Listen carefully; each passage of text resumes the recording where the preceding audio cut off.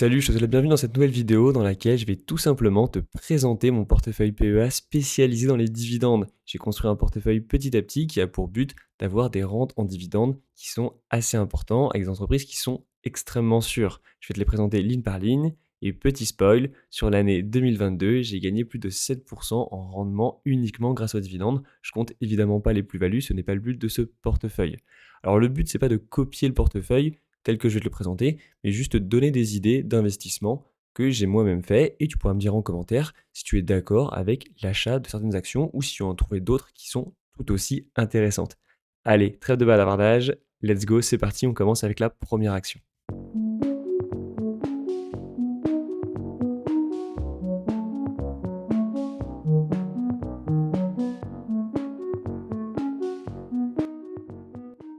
Et la première action de mon portefeuille, c'est Amundi, une société que tu connais sûrement, surtout si tu travailles dans une grosse entreprise à laquelle tu as accès à un PEE, plan épargne entreprise. Souvent, en France, c'est Amundi qui va gérer ces plans d'épargne. C'est tout simplement un gestionnaire de fonds, un concurrent direct de BlackRock ou Vanguard, avec évidemment toute raison gardée, parce qu'Amundi a un capital qui est beaucoup plus faible, même si c'est le premier gestionnaire de fonds européen.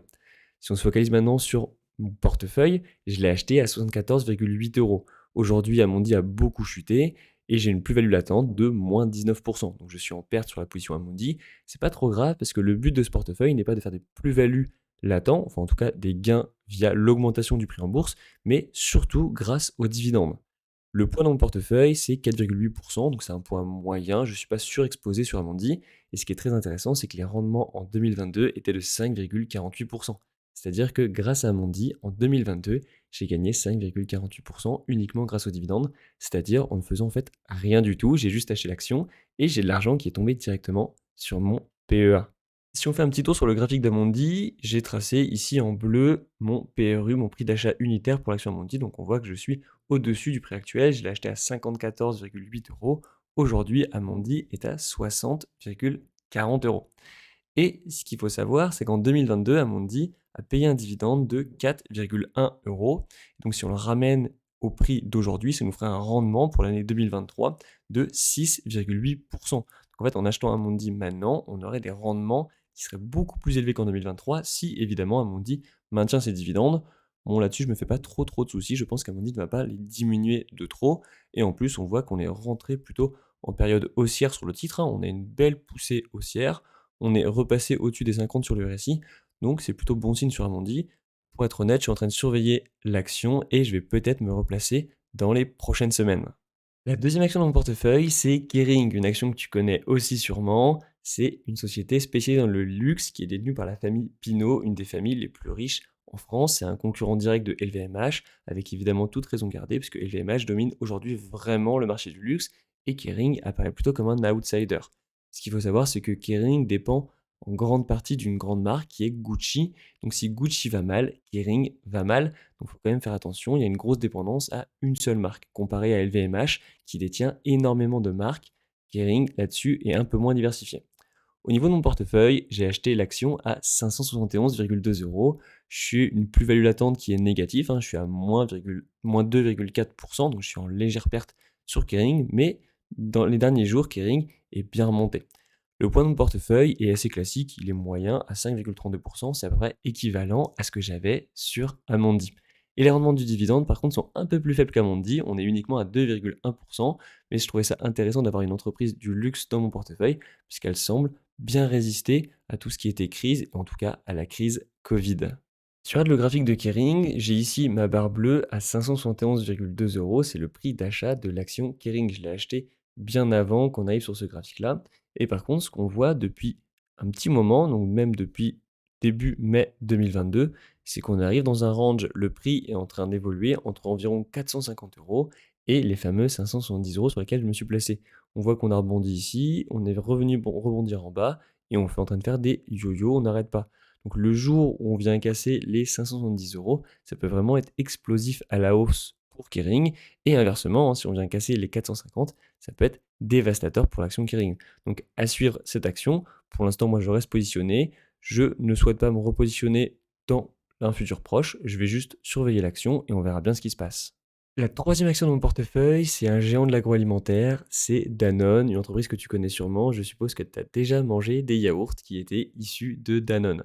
Au niveau du prix d'achat, je suis à 52,4 euros. J'ai une légère perte sur mon PEA de 5,5%. Le poids dans mon portefeuille est assez classique, hein. On est aux alentours de ce qu'on a vu jusqu'à maintenant, avec 5,4%. Le rendement dividende que j'ai eu en 2022 est de 3,7%. Je pense qu'il va être stable en 2023. Danone a des dividendes qui sont stables depuis un certain moment et c'est une entreprise qui est plutôt sûre, elle va normalement verser des dividendes, j'ai envie de dire, quoi qu'il arrive. Au niveau des graphiques, qu'est-ce que ça donne pour Danone?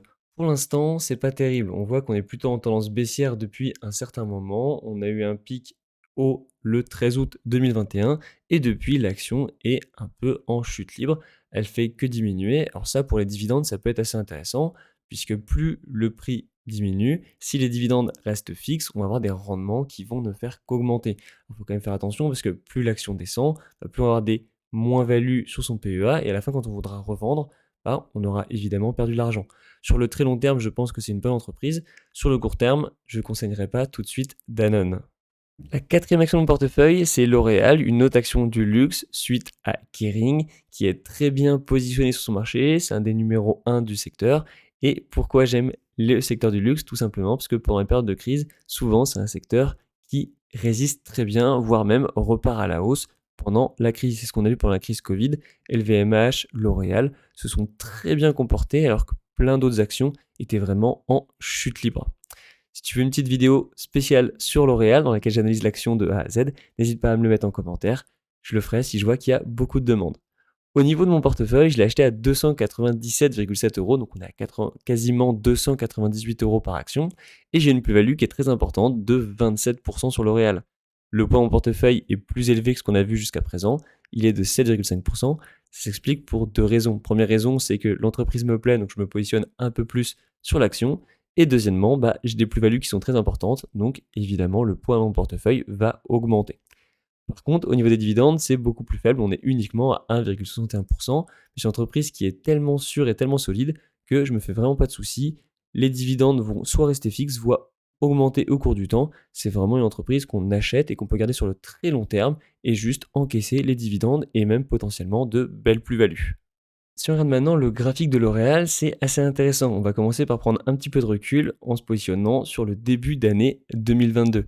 Si je fais une mesure entre le début d'année 2022 et le point le plus bas qu'on a atteint récemment, on voit que L'Oréal était en perte de 30% et a quasiment touché mon prix de revenu unitaire à 298 euros. Et depuis, ça va beaucoup mieux, surtout depuis le début d'année 2023. On voit que L'Oréal s'est bien repris. Si je prends le début d'année 2023 jusqu'à aujourd'hui, donc en moins d'un mois, L'Oréal a repris quasiment 11%, on a 10,7% de gains. Ça s'explique parce que le secteur du luxe connaît de nouveau des gains qui sont importants, hein. On le voit avec LVMH aussi qui repart fortement à la hausse. Donc on voit qu'il y a deux mastodontes du secteur, L'Oréal et LVMH, qui profitent à fond de la reprise du luxe. Une autre action que je possède aussi dans mon PEA spécialisé dividendes, c'est Air Liquide, une action qui me plaît énormément, surtout avec ce qui se passe aujourd'hui. C'est un spécialiste de l'hydrogène et comme tu l'as vu dans certaines de mes anciennes vidéos, l'hydrogène va en train de monter en force petit à petit et je pense que d'avoir Air Liquide dans son portefeuille va être très intéressant dans le futur, aussi bien pour les dividendes que pour des plus-values latentes, parce que le secteur de l'hydrogène est en plein boom en ce moment. Si tu veux une vidéo spécialisée sur Air Liquide et le secteur de l'hydrogène, n'hésite pas aussi à mettre en petit commentaire. Je ferai la vidéo si je vois que ça plaît à beaucoup de monde. Au niveau des chiffres, on est à 142,55 euros pour le prix d'achat. J'ai une petite plus-value aujourd'hui de 4%, mais je pense que cette plus-value va grossir au fil du temps vu le secteur. Le poids de mon portefeuille est de 7%. Ça s'explique assez facilement. J'ai une toute petite plus-value, mais c'est surtout que le secteur me paraît très prometteur, l'action très solide, donc évidemment, je me suis positionné de manière un peu plus agressive sur Air Liquide. En termes de dividendes, en 2022, j'ai gagné un peu plus de 2% en dividendes. Vu ce qui va se passer sur ce secteur, j'espère que Air Liquide va augmenter petit à petit ses dividendes. Mais en tout cas, de toute façon, s'il n'augmente pas, j'espère que les plus-values vont quand même répondre à mes attentes. Dans tous les cas, je pense que Air Liquide est un bon parti pour son PEA, aussi bien pour son positionnement que pour sa qualité de gestion. Si on fait un tour sur le graphique, on voit que depuis septembre 2022, fin septembre 2022, c'est extrêmement bon pour Air Liquide. Alors qu'est-ce qui s'est passé sur les graphiques? On voit qu'ici on avait un support qui était très important à 124 euros. On était venu le toucher ici plusieurs fois, ici une fois, ici, et à chaque fois on avait rebondi à la hausse. Sauf que en septembre 2022, début septembre 2022, on l'a cassé, on a rebondi dessus et reparti à la baisse. Donc là, c'est un petit peu dangereux pour un liquide, mais on voit que ça s'est tout de suite repris. On est venu le tester et ensuite on a explosé à la hausse. On a vraiment explosé une résistance qui était un ancien support et on voit que depuis qu'on l'a explosé à la hausse, c'est vraiment une propulsion énorme pour Air Liquide. Si je fais une petite mesure, là en très peu de temps, Air Liquide a gagné plus de 20%. Donc ça, c'est assez important. Je pense que c'est aussi dû à son positionnement. Le secteur de l'hydrogène est en plein boom en ce moment et je pense que ça va continuer. Je suis en train de surveiller l'action Air Liquide. Je me repositionnerai potentiellement dans les prochaines semaines. Si je le fais, évidemment que je te tiendrai au courant. Juste avant de passer à la dernière action de cette vidéo, qui a une plus-value qui est juste énorme et d'énormes dividendes aussi, je t'invite à mettre un énorme pouce bleu. Et ce que je compte faire, c'est faire une deuxième vidéo avec la deuxième partie de mon PEA, parce qu'en fait, il reste encore 7 actions après celle que je vais te présenter. Donc, je ferai une deuxième vidéo la semaine prochaine. N'hésite pas à t'abonner pour ne pas la rater. Ce que je compte faire aussi, c'est le début d'une nouvelle série pour l'année 2023. Tous les mois, je vais faire une vidéo pour te présenter l'évolution de mon portefeuille PEA. Donc, comment c'est monté ou comment c'est descendu, ce que j'ai acheté, ce que j'ai vendu, et faire des analyses sur les actions que je possède aujourd'hui dans le PEA. Ce qui peut être intéressant, c'est que tu me proposes des actions qui sont évidemment éligibles au PEA et qui payent des dividendes qui sont intéressants. Je pourrais les analyser et les faire rentrer ou non dans mon portefeuille et t'expliquer pourquoi je les rentre ou pourquoi je ne souhaite pas le rentrer. Et la sixième action dans mon portefeuille, c'est Total Energy. Je pense que j'ai pas besoin de présenter en entreprise, on va juste se focaliser sur les chiffres et combien je l'ai acheté, ma plus-value et le poids dans mon portefeuille. Mon prix d'achat, c'est 34,05 euros et ma plus-value est juste énorme avec 72,3% de gain sur Total. Alors évidemment, c'est latent, je ne l'ai pas encore gagné, mais ça fait toujours plaisir. Si je revends Total aujourd'hui, j'aurai une plus-value qui est très intéressante. Au niveau de mon poids dans mon portefeuille, il est évidemment élevé, il est à 10,5%, c'est-à-dire que je suis très exposé sur Total Energy. Ça s'explique très facilement. Vu que j'ai une grosse plus-value, évidemment, le poids dans mon portefeuille a gonflé sans que je fasse grand-chose. Et donc aujourd'hui, il a un gros poids dans mon portefeuille. Au niveau du rendement des dividendes, il est énorme aussi, il est quasiment à 7%, on est à 6,9% sur l'année 2022. Donc on a deux grosses plus-values et on a beaucoup de dividendes pour Total Energy. On gagne vraiment sur tous les tableaux en le mettant sur le PEA. En plus, on paye un peu moins d'impôts, un peu moins de taxes. Donc évidemment, c'est super intéressant. Si on regarde le graphique de Total, c'est juste énorme. On voit que ici, c'est mon prix d'achat à 34,05 euros. Donc je l'ai acheté quasiment sur des plus bas. Et on voit que depuis le 30 octobre 2020, Total n'a fait qu'augmenter. Si on fait juste une petite mesure entre le point le plus bas et aujourd'hui, on voit qu'on est à 138% de gain pour Total. Donc on a vraiment une montée en puissance en bourse de Total qui ne fait qu'augmenter. Et aujourd'hui, ça ne semble pas vraiment s'arrêter. Alors ce qu'on peut quand même voir, c'est qu'on a une légère divergence baissière sur le RSI. On voit que ici c'est en baisse alors que sur le graphique c'est plutôt en hausse. Donc ça c'est signe d'un ralentissement de la tendance. Mais la tendance semble tellement puissante que même si on a une légère rebasse, je pense que sur le long terme, Total va pouvoir repartir à la hausse. J'espère que cette vidéo t'a plu. Si c'est le cas, n'hésite vraiment pas à mettre un énorme pouce bleu sous la vidéo. C'est un énorme soutien pour moi et ça permet de développer la chaîne. Tu peux mettre en commentaire ce que tu as pensé des actions que je t'ai présentées et m'en proposer d'autres que je pourrais analyser dans le futur.